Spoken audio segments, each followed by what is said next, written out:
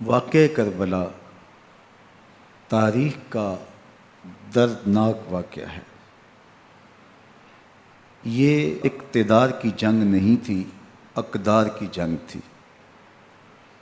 دو شخصیتوں کی لڑائی نہیں تھی، دو نظریات کا ٹکراؤ تھا۔ یہ حق اور باطل کا معرکہ تھا۔ یزید ظلم کا استعارہ ہے، حسین ابن علی امن کی علامت ہے۔ یزید جبر کا پتلا ہے، حسین صبر کا پیکر ہے۔ یزید اپنی بدطینت فطرت اور اپنی طبع ناہموار کے باعث دنیا پر ذلت و رسوائی، ظلم، جبر، جور و زیادتی کی علامت بن کے ابھرا، اور حسین ابن علی رضی اللہ تعالی عنہ حق و صداقت کا نشان بن کے ابھرا۔ کربلا کے تپتے ہوئے ریگزار میں حسینی اور یزیدی دو کردار سامنے آتے ہیں۔ اقبال نے کہا تھا، موسیٰ و فرعون و شبیر و یزید، ایند و قوت از حیات آید پدید، زندہ حق از قوت شبیری است، باطل آخر داغ حسرت میری است، سرخ رو عشق غیور از خون او، شوخی ای مصرع از مضمون او، تا قیامت قطع استبداد کر، موج خون او چمن ایجاد کر۔ یزید بہدل کی بیٹی محسون کا ناپاک بیٹا تھا، اور حسین محمد عربی کی بیٹی فاطمہ کا شہزادہ تھا۔ یزید دمشق کے اطراف میں سرجون اور جریر اختل جیسے اوباشوں کے جرمٹ میں پل کے جوان ہوا۔ حسین کے گھر کا دروازہ مسجد نبوی کے اندر کھلتا تھا۔ یزید نشے میں دھت ہو کر کے نمازیں چھوڑ دیتا تھا۔ حسین کی کربلا کے اندر بھی نماز تہجد قضا نہیں ہوئی۔ یزید ظلم کا دوسرا نام ہے، حسین امن کی علامت ہے۔ یزید نے زندگی میں ایک مرتبہ حج کیا اور شراب کے مٹکے ساتھ لے کے آیا، اور اختل اور دیگر گویوں اور مغنیوں کو اپنے ساتھ رکھا تاکہ سفر آسانی سے کٹے۔ حسین ابن علی نے 25 حج سواری ہونے کے باوجود پیدل کیے۔ یزید حج بیت اللہ کے بعد مدینہ المنورہ آیا اور شراب کی ایک مجلس بپا کی۔ حضرت امام حسین رضی اللہ تعالی عنہ جب وہاں پہنچے تو شراب کی پھیلی ہوئی بدبو کو محسوس کرتے ہوئے فرمایا، یہ بو کیسی ہے؟ تو نشے میں دھت یزید بولا، یہ شام میں بنتی ہے، اور ایک جام منگوایا اور اس کو پیتے ہوئے دوسرا جام حضرت امام حسین رضی اللہ تعالی عنہ کی طرف بڑھاتے ہوئے کہا، ابا عبداللہ لیجئے۔ تو حضرت امام حسین رضی اللہ تعالی عنہ نے فرمایا، میں اس کی طرف دیکھتا بھی نہیں ہوں، اور پھر وہ عشقی اشعار پڑھنے لگا۔ جب یزید کی شراب نوشی کا منظر امام حسین رضی اللہ تعالی عنہ اپنی آنکھوں سے دیکھ چکے تھے، تو مجھے بتاؤ یزید کے ہاتھ پہ امام حسین کا پاک ہاتھ کیسے آتا؟ حضرت امام حسین رضی اللہ تعالی عنہ جس ماحول میں پلے تھے، جس ماحول میں پرورش پائی تھی، جس ماحول میں رہے تھے، وہ پاکیزہ اور تقدس مآب ماحول تھا۔ اور یزید کبھی اطراف دمشق میں، کبھی غوطہ میں، کبھی الخضرہ محل میں، اور کبھی کہاں داد عیش دیتا رہا اور لہو و لعب کے اندر مصروف رہا، اور اس کی زندگی ان چیزوں سے عبارت تھی۔ وہ محرمات کو حلال قرار دیتا، شراب نوشی اس کی ہڈیوں میں رچی ہوئی تھی، اور شریعت بیضا کا مذاق اڑایا کرتا۔ اور حسین ابن علی رضی اللہ تعالی عنہ کی دوستیاں جن لوگوں سے تھی وہ عبداللہ ابن عباس تھے، عبداللہ ابن عمر تھے، حضرت عبد الرحمن بن ابو بکر رضی اللہ تعالی عنہ تھے۔ یزید تو جوا کھیلتا رہا، یزید تو قمار بازی کرتا رہا، یزید تو شراب نوشی کرتا رہا، اور حسین ابن علی مسجد نبوی کے ممبر میں حضور کے پہلوؤں میں بیٹھتے رہے۔ زمانے نے وہ منظر دیکھا کہ سرخ رنگ کے جوڑے پہنے ہوئے حسنین کریمین حجرہ فاطمہ سے نکلتے ہیں، کم عمری کی وجہ سے کبھی گرتے ہیں کبھی سنبھلتے ہیں، اور آقا کریم خطبہ ارشاد کر رہے ہیں، خطبہ چھوڑ کے حضور نے شہزادوں کو اٹھا لیا۔ وہ منظر بھی زمانے نے دیکھا۔ حضرت عبداللہ بن شداد کہتے ہیں کہ حضور سجدے میں تھے اور سجدہ اتنا طویل ہو گیا، ہمیں لگا یا تو وحی کا نزول ہو رہا ہے یا پھر اللہ کا حکم آ گیا اور اللہ کے محبوب کی روح قبض کر لی گئی۔ لیکن میں نے جب نظریں اٹھا کے ننکیوں سے دیکھا تو کیا منظر تھا کہ حسین ابن علی حضور کی پشت پہ بیٹھے ہوئے اور میرے آقا سجدے کو طول دے رہے ہیں۔ اللہ اکبر! حسین کے لیے پیغمبر کے سجدوں کو طول دیا جا رہا ہے۔ حسین ابن علی کبھی ممبر پہ حضور کی اطراف میں بیٹھتے ہیں، وہ منظر بھی دنیا نے دیکھا کہ حضور کے مبارک کندھوں پر حسین ابن علی بیٹھے ہیں اور حضور کی زلفوں کو پکڑا ہوا ہے۔ تو حضرت عمر رضی اللہ تعالیٰ عنہ دیکھ کے کہتے ہیں واہ واہ کیسی سواری میسر آئی حسین ابن علی کو۔ تو میرے آقا مسکرا کے کہتے ہیں عمر سواری دیکھتے ہو سوار بھی تو دیکھو۔ اللہ اکبر! حضرت اسامہ بن زید بن حارثہ رضی اللہ تعالیٰ عنہ فرماتے ہیں رات کا ایک پہر گزر گیا اور مجھے حضور سے کوئی کام تھا، میں آقا کریم کی خدمت میں حاضر ہوا، در دولت پہ دستک دی، حضور تشریف لائے تو چادر اوڑی تھی، بکل کی ہوئی تھی میرے حضور نے، تو میں نے اپنی حاجت کہی تو حضور نے میری حاجت پوری کر دی۔ لیکن ایک منظر میں نے دیکھا کہ حضور نے جو چادر کی بکل فرمائی تھی اس کے اطراف میں پہلوؤں میں ابھار تھے جس طرح اندر کوئی ہو۔ مجھ سے نہ رہا گیا، میں نے پوچھ لیا، میں نے کہا بندہ نواز چادر کے اندر کیا ہے؟ فَكَشَفَهُ، تو حضور نے چادر کو کھول دیا۔ فَإِذَا الْحَسَنُ وَالْحُسَيْنُ عَلَىٰ وَرِكَيْهِ، تو کہتے ہیں میں نے اپنی آنکھوں سے دیکھا ایک پہلو سے امام حسین لپٹے ہوئے تھے، ایک پہلو سے امام حسن لپٹے ہوئے تھے۔ فرمایا یہ میرے بیٹے ہیں، یہ میری بیٹی کے بیٹے ہیں، اے اللہ میں ان سے پیار کرتا ہوں، تو بھی ان سے پیار کر، جو ان سے پیار کرے اس سے بھی پیار کر۔ ان کی محبت کا درس دیا، ان کے پیار کا سبق پڑھایا، کہا ان سے پیار کرنے والا میرے سے پیار کرنے والا ہے، ان سے بغض رکھنے والا میرے سے بغض رکھنے والا ہے۔ ان کی تکلیف حضور کو بے چین کر دیتی تھی۔ حضرت سیدہ فاطمہ الزہرا رضی اللہ تعالی عنہ کے گھر کے قریب سے گزرے تو حضرت امام حسین کے رونے کی آواز آ رہی تھی، تو آقا کریم علیہ السلام نے فرمایا کہ فاطمہ حسین کو چپ کرواؤ، الا تعلمی ان بقاءہ یوزینی، تو جانتی نہیں حسین کا رونا مجھے دکھ دیتا ہے۔ حسین ابن علی کو حضور رونے نہیں دیتے تھے، ان کو دکھی نہیں ہونے دیتے تھے، کیونکہ رسول اللہ صلی اللہ علیہ وسلم جانتے تھے کہ یہ کتنے دکھ سہے گا، کتنی تکلیفوں سے گزرے گا اور کتنے مصائب سہے گا۔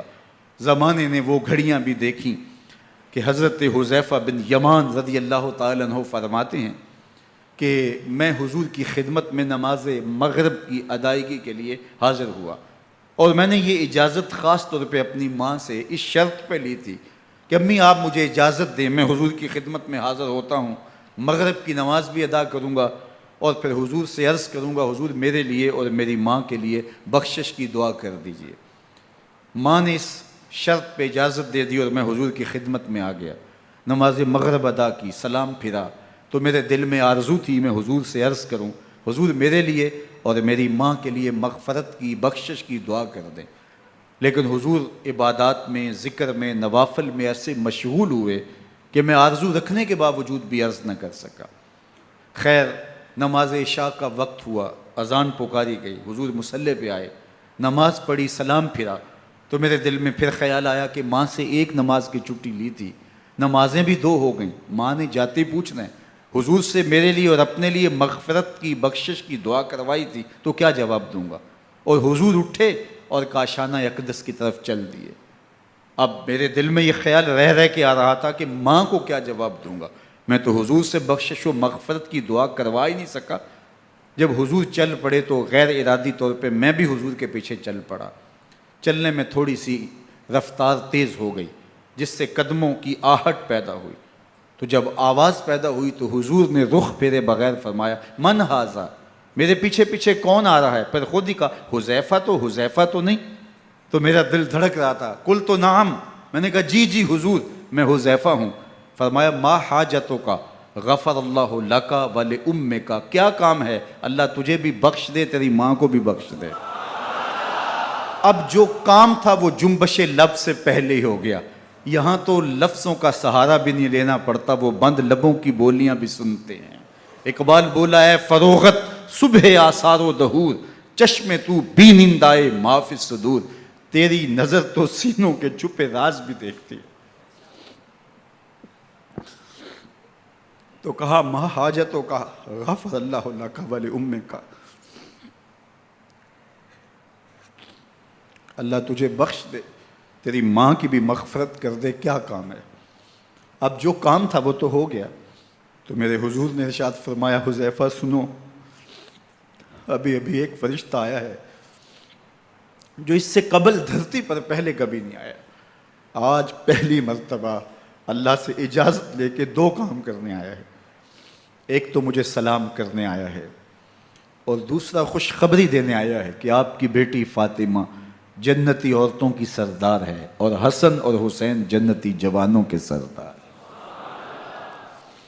ایک طرف یزید ناپاک میسون کا پلیت بیٹا، اور ایک طرف محمد عربی کا نواسا، فاطمہ کے دودھ کا اثر، علی المرتضیٰ کے خون کی تاثیر، رسول اللہ صلی اللہ علیہ وسلم کے کندھوں پہ بیٹھنے والا۔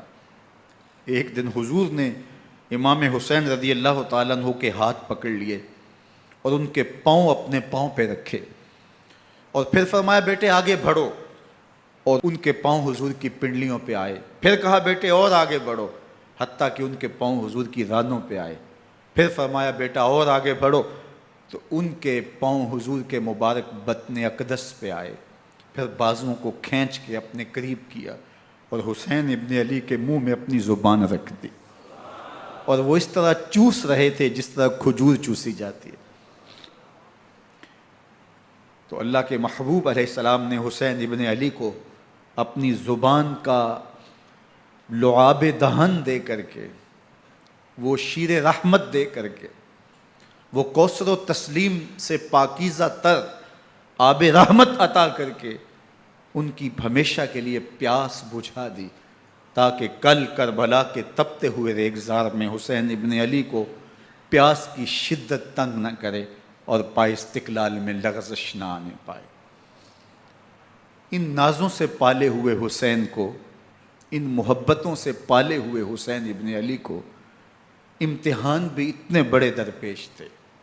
یاری تیری سونا پر ازمیشاں تیریاں اگ، سونا پرکھیا جامدہ ہے نال اگاں دے لگ۔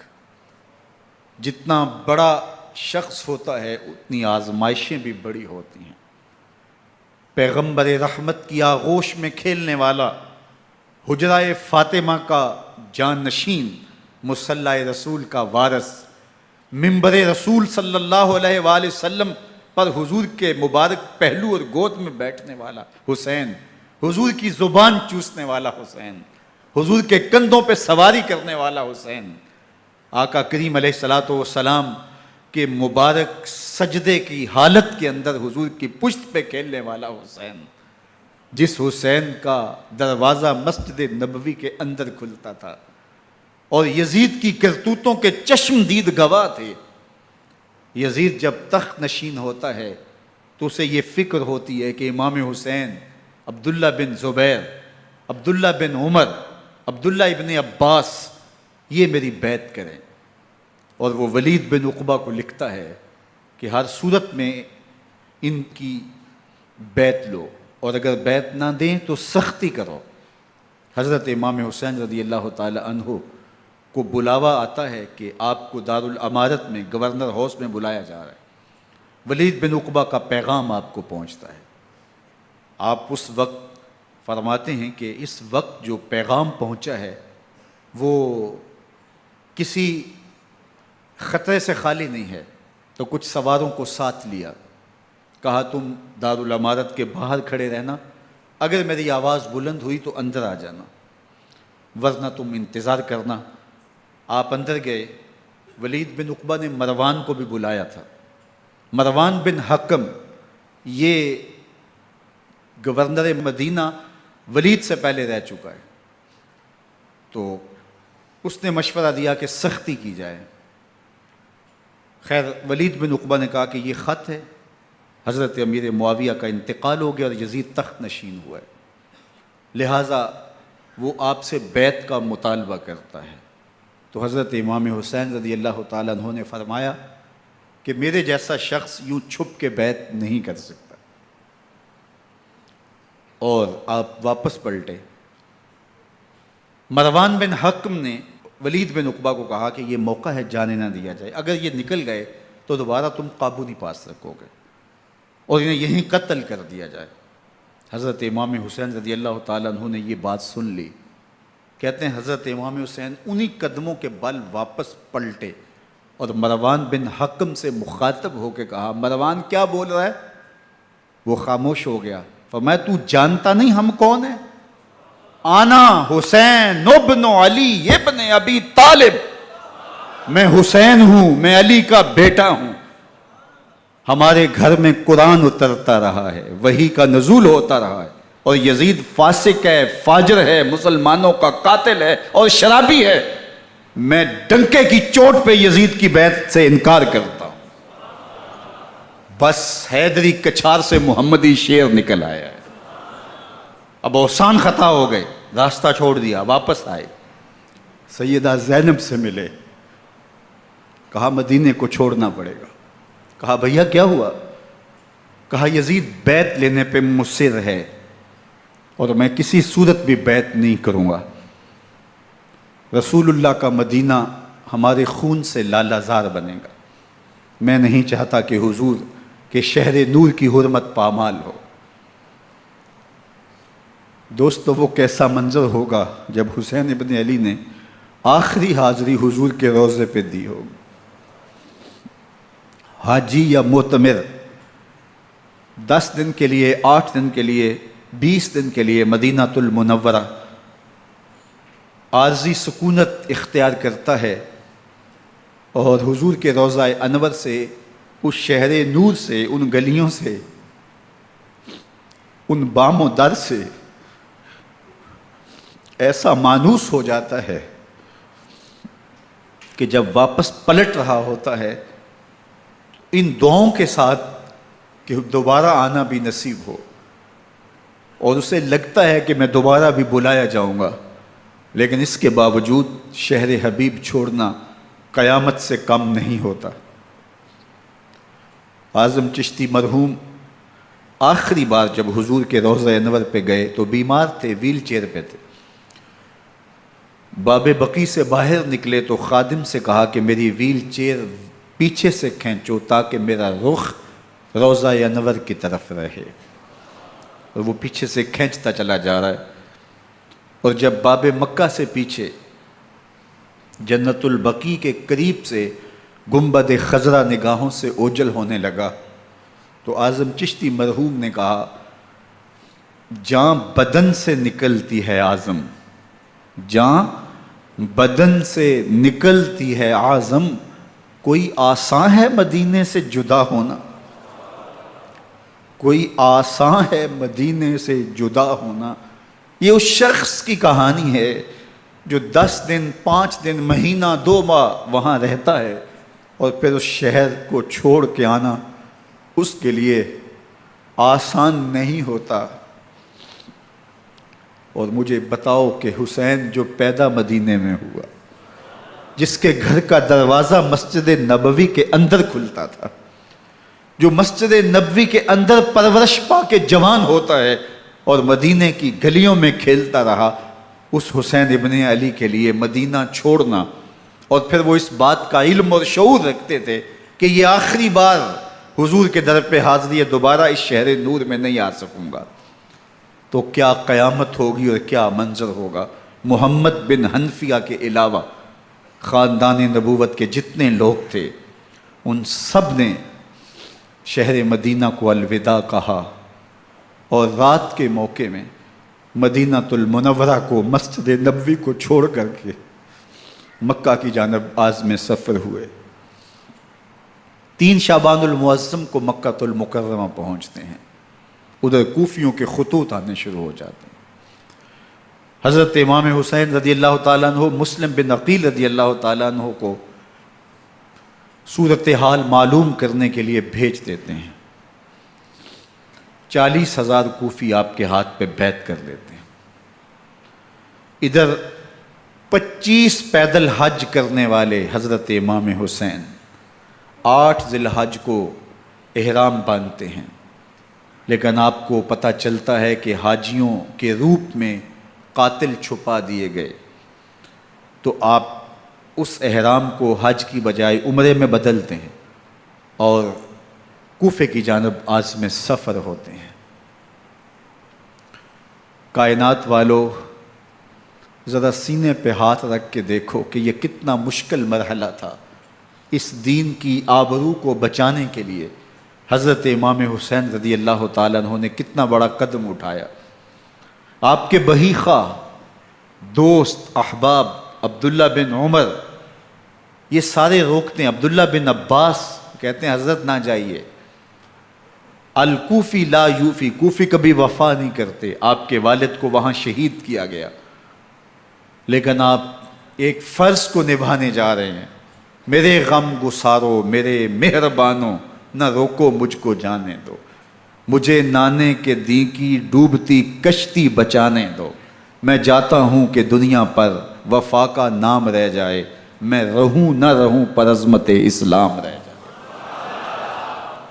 میں نہیں جاتا تو نبی کے گھر کی آن جاتی ہے، میں نہیں جاتا تو نبی کے گھر کی آن جاتی ہے، تمہارا دین جاتا ہے، میری غیرت ایمان جاتی ہے۔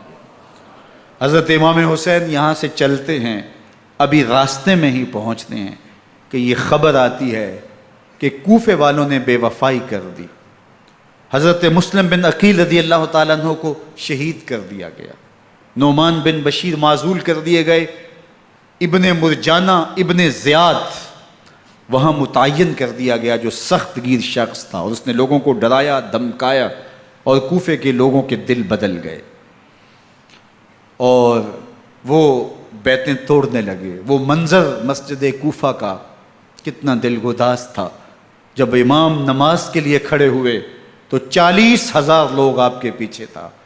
جب سلام پھیرا اور امام نے دیکھا کہ پیچھے لوگ نہیں ہیں، پھر لوگوں نے اپنے دروازے بھی بند کر لیے۔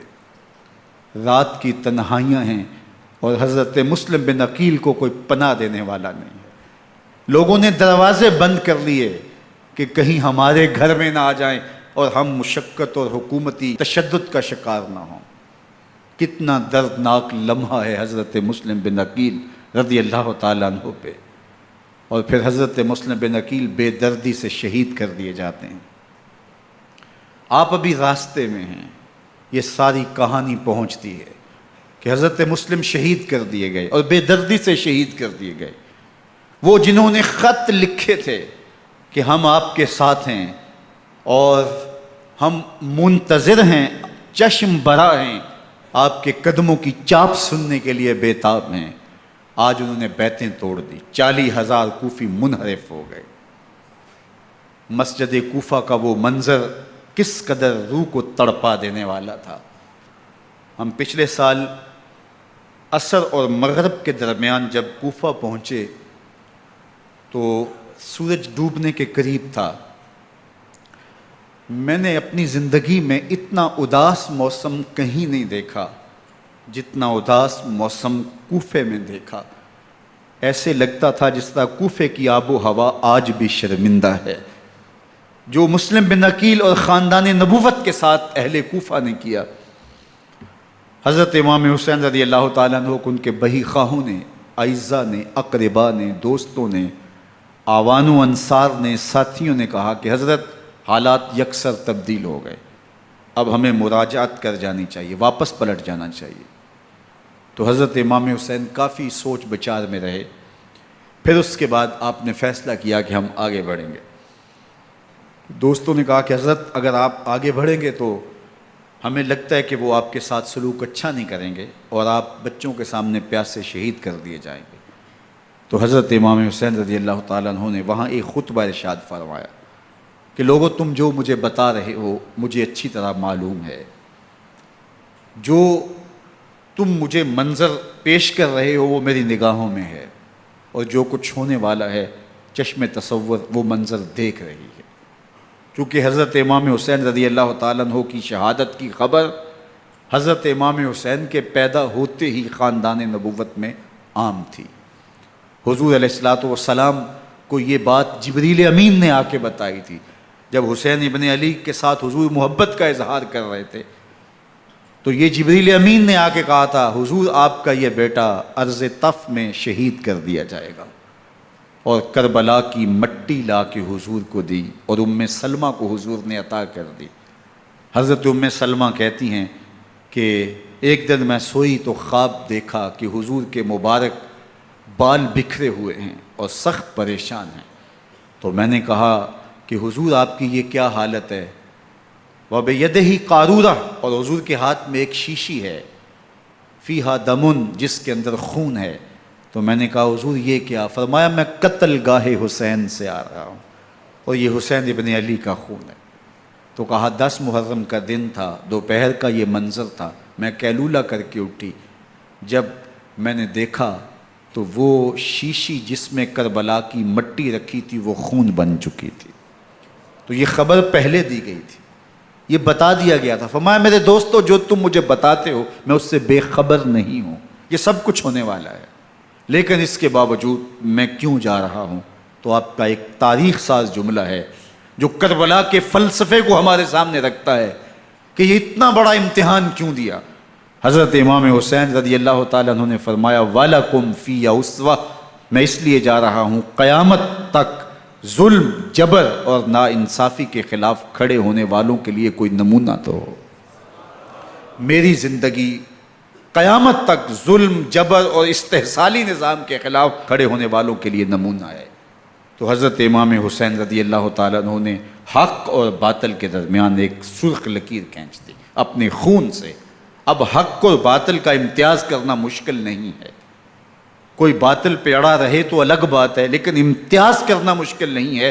حدود بالکل واضح کر دیں۔ اقبال نے یہاں کتنی خوبصورتی کے ساتھ اس مضمون کو نبھایا۔ سرخ رو عشق غیور از خون او، شوخی این مصرع از مضمون او، تا قیامت قطع استبداد کر، موج خون او چمن ایجاد کر۔ ایک جہاں آباد کر دیا، حق اور باطل کی راہیں اجال دی۔ اب لوگوں کو یزید کا چہرہ پہچاننے میں دیر نہیں لگتی، وقت کے ہر یزید کا چہرہ آسانی سے پہچانا جا سکتا ہے۔ یہ معرفت زمانے کو کروائی کس نے؟ حسین ابن علی نے کروائی رضی اللہ تعالی عنہ۔ تو حضرت امام حسین نے فرمایا کہ جو میرے ساتھ ہونے والا ہے میں اچھی طرح جانتا ہوں، لیکن میں اس کے باوجود آگے بڑھوں گا۔ پھر بڑھے اور کربلا میں جا کے خیمہ زن ہو گئے۔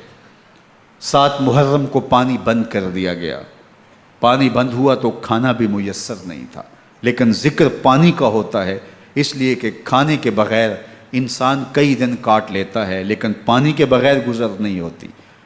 تو فرات کی نہر سامنے اپنی موجوں کے ساتھ چمک رہی ہے، لیکن ایک قطرہ آب بھی آل رسول کو نہیں دیا جا رہا۔ کائنات کے اندر ایسے انوکھے امتحان بھی ہوتے ہیں۔ وارث ہوں ساقی کوثر کے، مالک ہوں حوض کوثر کے، اور بیٹے ہوں ساقی کوثر کے، اور آج ایک بوند پانی کی بھی میسر نہ ہو۔ صبر کا امتحان ہے، عزیمت کا امتحان ہے۔ حضرت امام حسین رضی اللہ تعالیٰ عنہ خیمہ زن ہو گئے۔ 3 دن تک پانی بند رہتا ہے، 9 محرم کو رات کی تنہائی میں حملہ آور ہونا چاہتے ہیں، لیکن آپ نے کہا کہ ہمیں اللہ کے حضور عبادت اور ذکر کے لیے وقت دیا جائے۔ ساری رات ذکر میں گزرتی ہے، عبادات میں گزرتی ہیں۔ رات کے اندھیرے میں آپ چراغ بجھا دیتے ہیں۔ آوان و انصار کو کہتے ہیں کہ ان کی دشمنی میرے ساتھ ہے، انہیں میرا خون چاہیے، اگر تم رات کی تاریکی میں نکل جاؤ تو میں تم سے کوئی مواخذہ نہیں کروں گا، اور یہ بھی تمہارا پیچھا نہیں کریں گے، اس لیے کہ ان کا مطلوب تم نہیں ہو، ان کا مطلوب میں ہوں۔ جب چراغ جلایا تو کوئی بھی نہیں گیا۔ مسلم بن نوسجہ کھڑے ہو کے کہتے ہیں حضرت اگر ہمارے بدن کو 70 بار کاٹا جائے اور جلایا جائے اور ہواؤں میں اڑا دیا جائے پھر بھی آپ کا ساتھ نہیں چھوڑیں گے۔ 70 سال کے بوڑھے ہیں حبیب بن مظاہر، کہتے ہیں حضرت آپ کو چھوڑ کے جائیں کہاں، آپ کو چھوڑ کے جائیں کہاں، کوئی ساتھ چھوڑنے کے لیے تیار نہیں ہے، پیاس ہے، سخت گرمی ہے، کربلا کا ماحول ہے، 72 افراد اور خاندان کی خواتین میدان کربلا میں خیمہ زن ہیں، دوسری طرف لشکر اعداء اشقیا 22,000 کی تعداد میں مقابلے میں، ایک روایت 30,000 کی ہے۔ ان صرف 72 پیاسے لوگوں کے لیے اتنے لوگوں کو جمع کرنے کا مقصد خوف زدہ کرنا تھا۔ شرط ہے کہ یزید کی بیعت کر لیں، محاصرے توڑ دیں گے، پانی دستیاب ہوگا، اعزاز و اکرام سے نوازا جائے گا، خزانوں کے منہ کھول دیے جائیں گے۔ لیکن حسین ابن علی کہتے تھے سب کچھ لٹ جائے گا، باطل کے ہاتھ پہ ہاتھ نہیں رکھوں گا۔ اللہ اکبر۔ اب صبح طلوع ہوتی ہے، عاشور کا دن چڑھتا ہے، سورج اپنی پوری تمازت کے ساتھ گرمی برسا رہا ہے۔ آج خاندان نبوت کا امتحان زمانے نے دیکھنا ہے۔ رسول اللہ کا لعاب چوسنے والا اس کے صبر کا آج امتحان ہے، حضور کے کندھوں پہ کھیلنے والے حسین کا آج امتحان ہے۔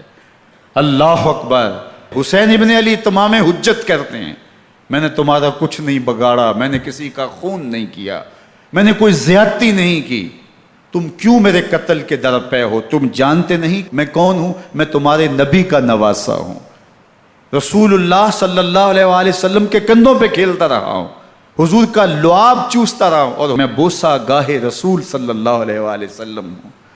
لیکن ان اشقیاء کے دل پر کوئی چیز اثر انداز نہیں ہوتی۔ ایک ہور ہے، اللہ اس کے دل میں نرمی ڈالتا ہے۔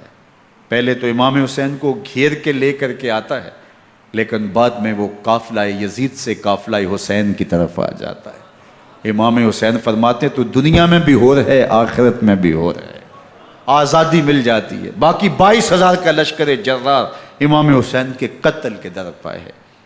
پھر تاریخ نے خاندان نبوت کا وہ انوکھا امتحان دیکھا۔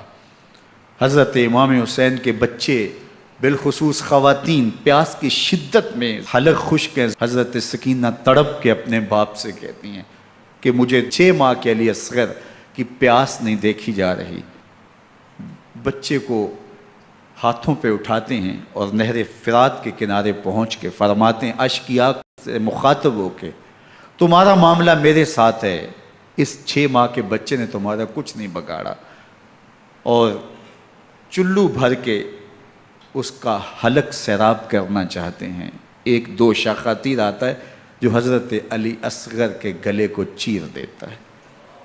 راوی لکھتے ہیں کہ وہ عام تیر نہیں تھا، جانوروں کو شکار کرنے کے لیے جو بڑے تیر ہوتے ہیں وہ 2 شاخہ تیر تھا، وہ گردن کو کاٹ دیتا ہے، خون بہنے لگتا ہے، گردن لٹک جاتی ہے۔ حضرت امام حسین وہ بہتا ہوا خون اپنے چلو میں لیتے ہیں اور آسمان کی طرف اچھال کے کہتے ہیں مالک حسین کی یہ قربانی بھی قبول فرما۔ یہ تماشا لب بام نہیں ہے، بچہ بیمار ہو ڈاکٹر جواب دے دیں، ماں باپ کے ہاتھ پھول جاتے ہیں، زندگی کی سانسیں ابھی چل رہی ہوتی ہیں، لیکن ڈاکٹر کہے کہ یہ میرے بس کا روگ نہیں ہے، کہیں اور لے جاؤ، تو زندگی کا لف و نشر غیر مرتب ہو جاتا ہے۔ میں سلام پیش نہ کروں حسین ابن علی کو، 6 ماہ کا علی اصغر ہاتھوں میں دم توڑتا ہے، گردن لٹک جاتی ہے، خون بہہ رہا ہے، اب خیموں کی طرف بڑھ رہے ہیں، لیکن زبان پہ شکایت نہیں ہے، کہتے ہیں مالک حسین کی یہ قربانی قبول کر لے۔ اب خیموں کی طرف آنا، شہر بانوں ام رباب سیدہ زینب حضرت سکینہ سلام اللہ علیہا کا سامنا کوئی آسان کام نہیں تھا، لیکن حسین ابن علی آتے ہیں، شہزادے کو یہاں خیموں کے قریب رکھ کے کہتے ہیں کہ یہ حوض کوثر سے سیراب ہو گیا ہے۔ اللہ اکبر، کوہرام مچ جاتا ہے خیموں کے اندر، کیا منظر ہوگا اور ان کو کن الفاظ کے پیرائے میں ڈھال کر کے ان کیفیات کو بیان کیا جا سکتا ہے جو اہل بیت کے خیموں کے اندر علی اصغر کی شہادت کے بعد کا منظر رقم ہو رہا ہوگا۔ اللہ اکبر، ادھر اشکیا آوازیں دے رہے ہیں، مبارزت کے لیے پکار رہے ہیں۔ زمانے نے پھر وہ منظر بھی دیکھا کہ جوان بیٹے کو 18 سال کی کمائی حضرت امام حسین میدان عمل میں بھیج رہے ہیں۔ وہ علی اکبر جو حسین کا نور نظر ہے، آنکھوں کا قرار ہے، دل کی تسکین ہے۔ اور پھر حضرت علی اکبر جب گھوڑے کی زین سے فرش زمین پہ گرتے ہیں تو باپ کو آواز دیتے ہیں، اور حضرت امام حسین جو ہے وہ آگے جا کے بیٹے کی لاش اٹھاتے ہیں۔ اللہ اکبر، 18 سال کے بیٹے کی لاش کو کندھوں پہ اٹھا کے خیموں تک لاتے ہیں اور ہاتھ پھیلا کے کہتے ہیں مالک حسین کی یہ قربانی بھی قبول فرما۔ کبھی قاسم بن حسن کی لاش اٹھا کے لاتے ہیں، کبھی اون و محمد کی لاشیں اٹھا کے لاتے ہیں، بھتیجوں کی، بھانجوں کی، بھائی عباس کے کٹے ہوئے بازو اور زخموں سے چھدا ہوا لاشا۔ کیا کیا قیامتیں تھیں جو اس کربلا کے ایک میدان کے اندر نہیں توڑی گئیں۔ حضرت امام حسین پر دکھ پہ دکھ، تکلیفوں پہ تکلیفیں۔ اب 71 لاشیں اٹھا کے خیموں تک پہنچا چکے، اور ادھر مبارزت کی دعوت دی جا رہی، آؤ میدان عمل میں آؤ، اب دیر کیوں کر رہے ہو۔ رسول اللہ کا حرم، رسول اللہ کی شہزادیاں جو نازوں میں پلی تھیں، وہ کلیاں جو شبنم کا بوجھ بھی گوارا نہیں کر سکتی تھی، آج مصیبتوں کے پہاڑ ٹوٹ گئے۔ حضرت امام حسین کبھی شہربانوں کو، کبھی ام رباب کو دلاسا دیتے ہیں، کبھی حضرت زینب کو کہتے ہیں۔ حضرت زینب کربلا کے اس میدان کے اندر بڑے حوصلے کے ساتھ اپنے بھائی کے ساتھ کھڑی رہی، اپنے 2 بیٹے راہ خدا میں پیش کیے، ان کی لاشیں وصول کیں، لیکن زینب جس جرأت کے ساتھ، جس پامردی کے ساتھ اس سارے منظر کو حوصلے کے ساتھ سہتی رہی، وہ یقیناً حوصلہ سیدہ زینب سلام اللہ علیہا کا ہی ہے۔ لیکن یہ وہ منظر تھا کہ زینب کا دل بھی ڈول گیا جب حسین ابن علی گھوڑے پہ بیٹھنے لگے اور ان کو گھوڑے میں بٹھانے والا کوئی نہیں تھا، اور جو بھی سوار جاتا پھر واپس اس کی لاش ہی آتی اور حسین ابن علی لے کے آتے۔ آج حسین ابن علی جا رہے ہیں، زندگی کا سارا سرمایہ لٹ رہا ہے، حضرت زینب سلام اللہ علیہا سنبھل نہیں رہی۔ حضرت امام رضی اللہ تعالیٰ عنہ اٹھے اور آپ نے حضرت زینب کو صبر کی تلقین کی اور کہا کہ صبر ہی بہترین ذریعہ ہے اور اللہ کی قربت کا ایک بہترین سبب ہے، اور ان کو صبر کی تلقین کرتے ہوئے فرمایا کہ میرے بعد تم نے اس ذمہ داری کو سنبھالنا ہے اور ان مخدرات اسلام کی، ان شہزادیوں کے پردے کی تم نے حفاظت کرنی ہے۔ اور پھر گھوڑے کی زین کس کے امام حسین لشکر اشکیا کی طرف بڑھتے ہیں۔ اب خیموں سے سسکیوں کی آواز آ رہی ہے، ان کا سردار، ان کا تاجدار آج سب کو چھوڑ کے کربلا کے میدان کی طرف بڑھ رہا ہے۔ جرم کیا کیا، قصور کیا کیا، اس نے کیا زیادتی کی کہ آج نیزوں اور انیوں کے مقابلے میں 22,000 کا لشکر حضرت امام حسین پہ ٹوٹ پڑتا ہے۔ آپ پھر اتمام حجت کرتے ہیں، میں نے کسی کو قتل نہیں کیا، خون ناحق نہیں بہایا، میرے خون کے درپے کیوں ہو، اپنی آخرت کیوں برباد کرتے ہو، تم جانتے نہیں میں کون ہوں، میں تمہارے نبی کا نواسا ہوں۔ لیکن ابن زیاد کہتا ہے مقابلے میں آؤ۔ پھر حضرت امام حسین رضی اللہ تعالیٰ عنہ مقابلے میں آتے ہیں، اور جب گھوڑے کو ایڑ لگا کے دشمن اشقیاء پہ ٹوٹتے ہیں تو پھر ایسا منظر ہوتا ہے کہ وہ بھیڑ بکریوں کی طرح آگے بھاگتے ہیں۔ 71 زخم کلیجے پہ لیے شجاعت کا یہ پیکر جب میدان میں آتا ہے، آواز آتی ہے یہ کون ذی وقار ہے، بلا کا شاہ سوار ہے، لباس ہے پھٹا ہوا غبار سے اٹا ہوا، تمام جسم نازنی چھدا ہوا کٹا ہوا، یہ نبی کا نور عین ہے، یہ بالیقین حسین ہے، یہ حسین ابن علی ہے رضی اللہ تعالیٰ عنہ۔ پھر چاند بادلوں میں گھر جاتا ہے، شامی غنڈے تیر برساتے ہیں، تلواروں سے آپ کے بدن پر ضربیں لگاتے ہیں اور نیزوں سے آپ کے بدن کو پرو دیتے ہیں۔ جب آپ کا پیراہن بعد میں اتارا گیا تو آپ کے پیراہن میں 122 سوراخ تیروں کے تھے، 33 زخم تلواروں کے اور 34 گھاؤ نیزوں کے تھے۔ جب گھوڑے کی زین سے فرش زمین پر آئے، بدن چھلنی تھا، زخم زخم سے خون بہہ رہا تھا، 3 دن کا پیاسا حسین، اللہ اکبر، بدن زخموں سے چور، 71 لاشیں کلیجے پہ لیے، مخدرات اسلام کے پردے کا خیال دل میں الگ ہے، لیکن گھوڑے کی زین سے جب فرش زمین پہ امام حسین آتے ہیں، زبان پہ ہائے نہیں، نالا و شیون نہیں، چیخ و پکار نہیں، آتے ہی پیشانی سجدے میں رکھتے ہیں اور پکارتے ہیں اللہم ردن بقضائک وصبرن علی بلائک تسلیمن لامرک سبحان ربی العالی۔ مالک گھر لٹا کے، بچے لٹا کے، خاندان سب کچھ قربان کر کے، اپنے بدن کو زخموں سے چھلنی کروا کے، تیروں اور نیزوں کی انیوں سے اپنے آپ کو زخمی کروا کے، تیرے حضور سر جھکا کے یہ اقرار کرتا ہوں کہ حسین تیری تقدیر پہ راضی ہے، مالک تو بھی بتا، تو بھی حسین پہ راضی ہوا ہے کہ نہیں ہوا؟ آواز آ رہی ہے، اس پیاسے پر علی شیر خدا کو ناز ہے، اس نواسے پر محمد مصطفیٰ کو ناز ہے، اوروں نے بھی سجدے کیے پر اس کا عجب انداز ہے، اس نے وہ سجدہ کیا جس پر خدا کو ناز۔ حسین ابن علی رضی اللہ تعالیٰ عنہ کا سر انور دستے قاتل نے تب کاٹا جب وہ سجدے میں جھکا ہوا تھا۔ یزید نے کہا میں بیعت لوں گا، امام حسین نے کہا کبھی بھی نہیں دوں گا، یہ سر کٹ سکتا ہے جھک نہیں سکتا۔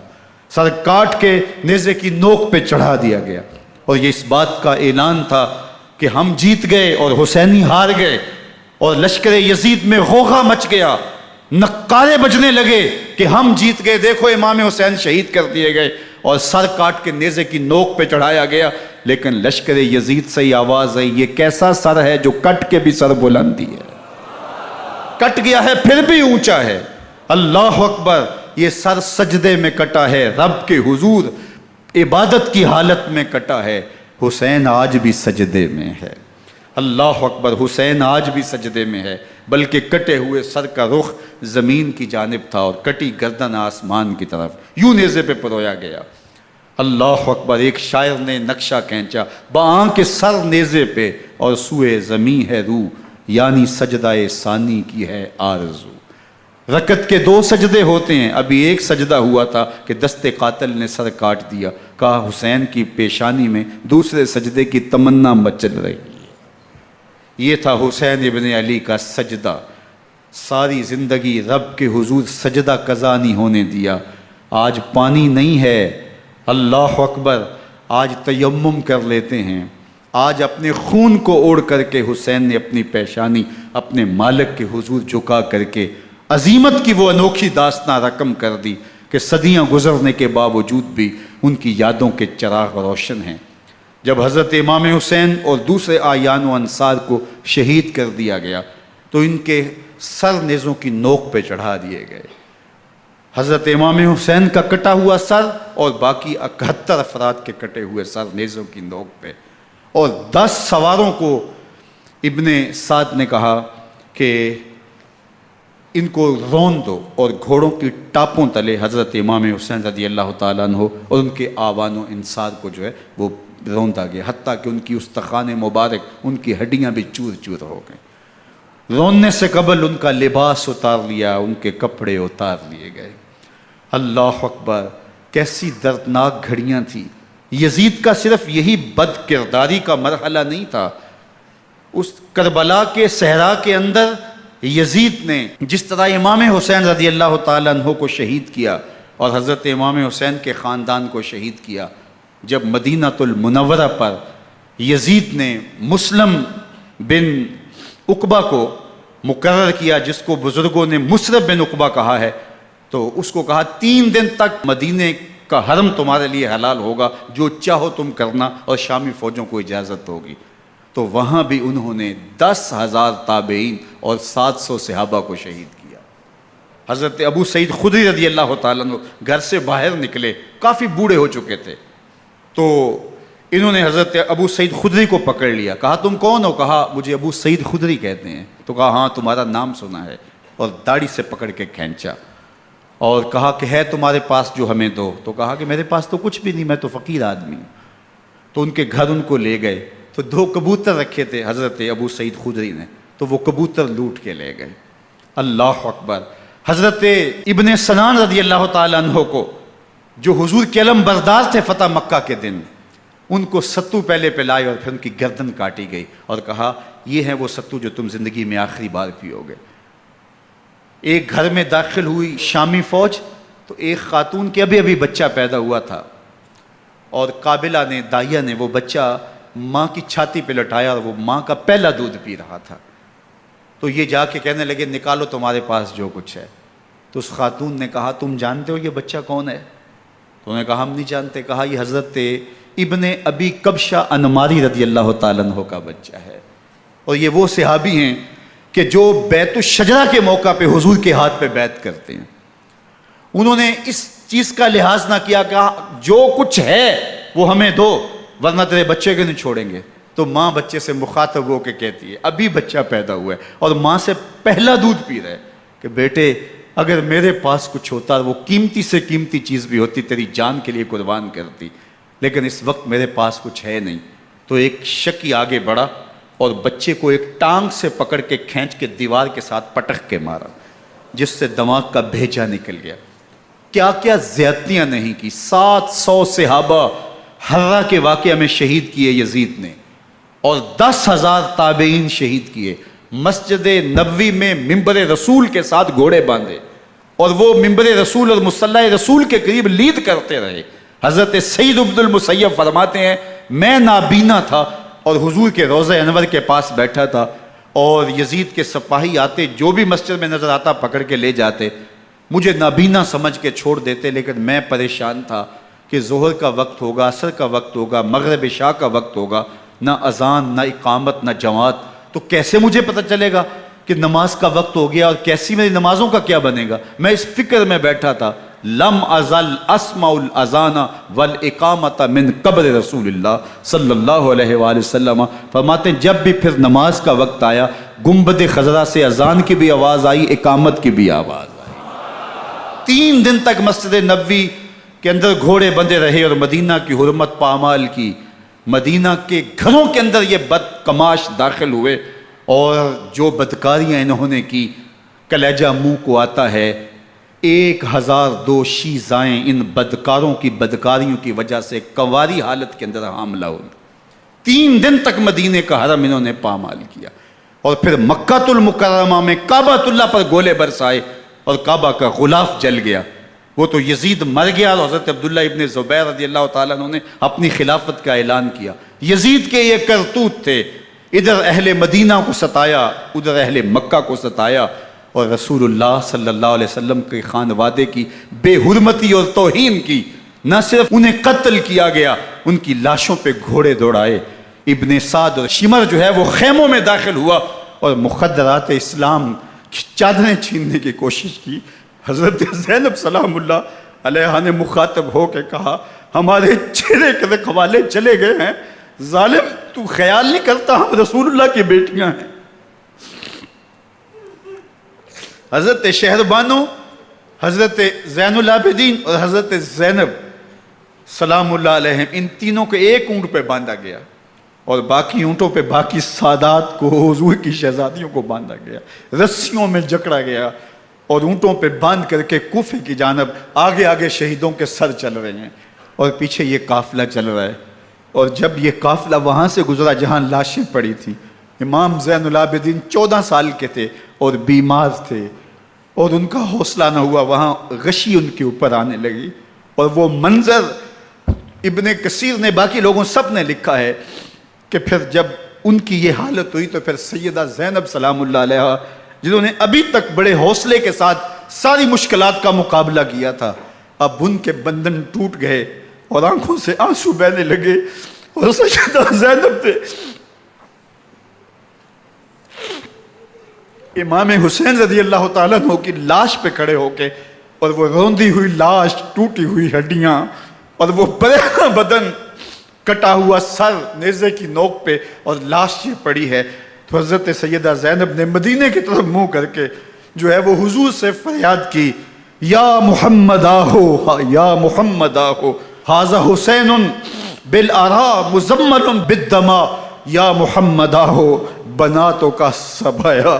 یا رسول اللہ، اے پیارے آقا، یا جد آہو، اے ہمارے نانا محترم، یہ دیکھیے آپ کا حسین پڑا ہوا ہے.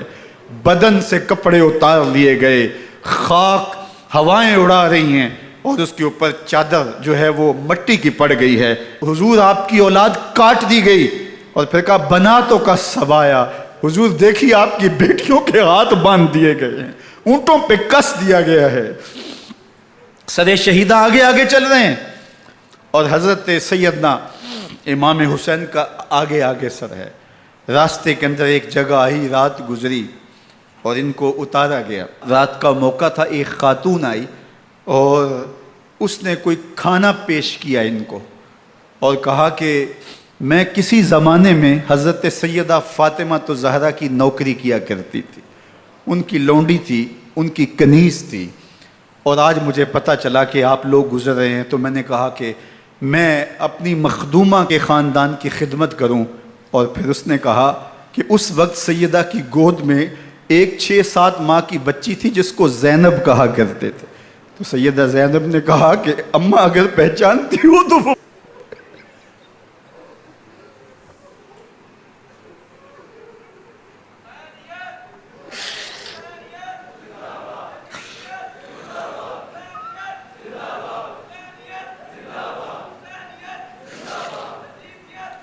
یہ تاراج اور لٹا ہوا کارواں پھر وہاں سے کوفے میں کیسے پہنچا، اور کوفے کے اندر سیدہ زینب سلام اللہ علیہا نے وہ یزید کے دربار میں، ابن زیاد کے دربار میں وہ جرأت آمیز جو باتیں کہیں.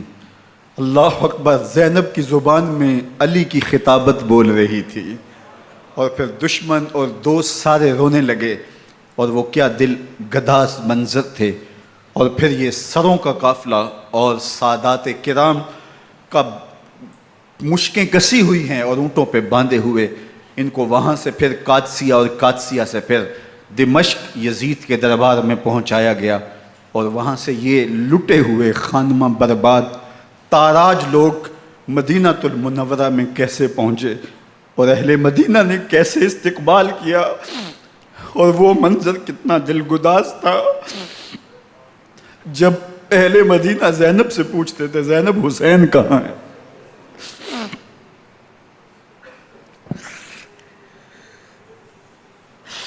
بے مروت بے وفا تیرا بھی کیا افسانہ ہے، جس نے اپنی ہی شمع کو گل کیا تو وہ پروانہ ہے. اپنے پیغمبر کے شہزادوں کو اور اپنے پیغمبر کی شہزادیوں کو جو دکھ اس امت نے دیے، یہ کائنات کی ایک انوکھی داستان ہے. اللہ ہمیں اسوہ شبیری پہ عمل کی توفیق عطا کرے اور ان کے نقوش پاک کی برکتیں دے. اہل بیت کی محبت ہماری روحوں میں جذب کر دے، اور جس عظیمت کے ساتھ، جس حوصلے کے ساتھ انہوں نے دکھوں کو جھیلا، جو دہکتی آگ کے شعلوں پہ سویا وہ حسین، جو جواں بیٹے کی میت پر نہ رویا وہ حسین، جس نے سب کچھ کھو کے کچھ نہ کھویا وہ حسین، مرتبہ اسلام کا جس نے دوبالا کر دیا، خون نے جس کے دو عالم میں اجالا کر دیا، جو کہ سوزے غم کو سانچے میں خوشی کے ڈھال کے، مسکرایا موت کی آنکھوں میں آنکھیں ڈال کے.